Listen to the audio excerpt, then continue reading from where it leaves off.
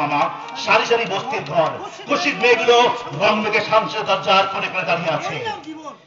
এর নাম জীবন। জীবন? কুশিত মেয়েগুলো সিগারেট খাচ্ছে, হাত খুঁজে কাটছে। ঠিক কি কুশিত নরকের ছবি। এই নরকের মধ্যেই আছে নন্দন ক্যাননের পারিজাত মালা। কিন্তু যার বাড়িতে আমি তোমাকে নিয়ে এসেছি, মেয়েটি একটু জুয়ে সদবংশজাত উচ্চ শিক্ষিতা। কিন্তু বাবা, তুমি ধনী সন্তান, জীবনটাকে উপভোগ করবার জন্য তোমার জন্য ইচ্ছা সাধন করবে কারা? যাদের পেটে নেই ভাত, পরনে নেই কাপড়, নেই মাথা বুঝবার আস্থা। কিন্তু মা জানতে পারলে আজকে অনার্য আগাবে। যাতে জানতে না পারে সেই ব্যবস্থা আমি করে এসেছি। আসার সময় আমি বলে এসেছি আমার এক বন্ধুর বাড়িতে নিমন্ত্রণ আছে, হয়তো বাড়িতে নাও ফিরতে পারি। মামা, এই সিগারেট কিন্তু আমি খেতাম না, তোমার পাল্লায় পড়ে আমি ধরেছি। কিন্তু তাই বলে এই পতিতা বললি যে? বাবাজি, বললাম তো পতিতা বলতে যাদের বোঝায়, এই মেয়েটি তার থেকে সম্পূর্ণ আলাদা। এগুলো তুমি বুঝতে পারবে। মেয়েটি একেবারে অন্য প্রকৃতি।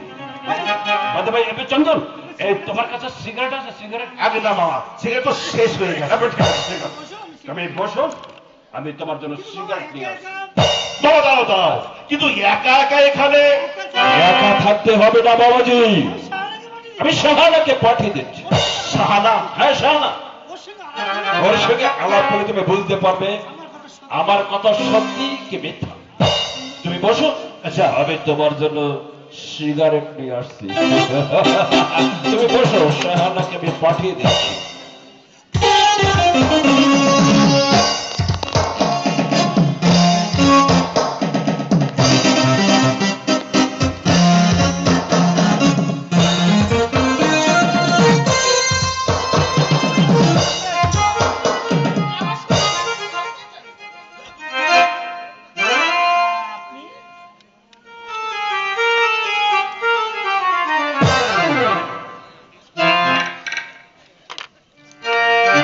আপনি?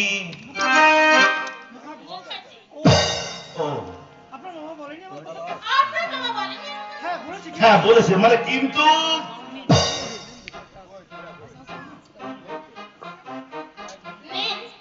কি? সুধা?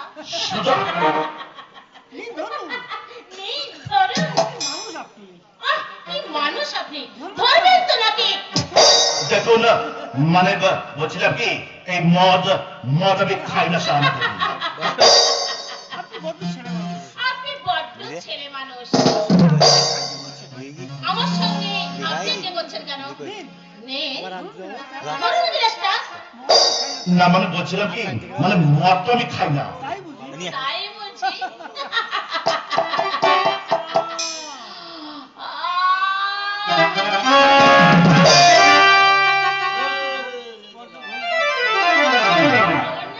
বড্ড ঘুম পাচ্ছে।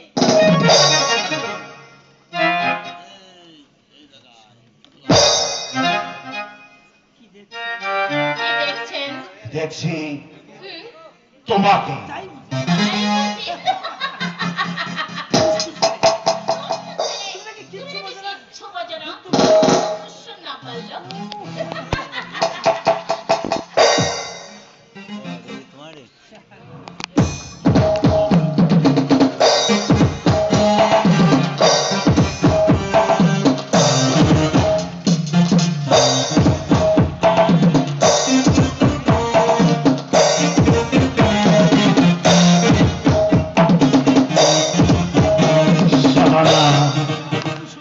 শাহানা, আমি তোমাকে খুব ভালোবাসি। হ্যাঁ শাহানা, তুমি নাচ জানো? তুমি নাচ দেখবে? গান জানো? গান? হ্যাঁ, নাচো গাও, আমার জীবনটাকে তুমি ধন্য করে দাও। তোমার এই যৌবন সরস্বতী অবগাহন করে আমি একটু ধন্য হতে চাই। বুক চিনচিনি করছে।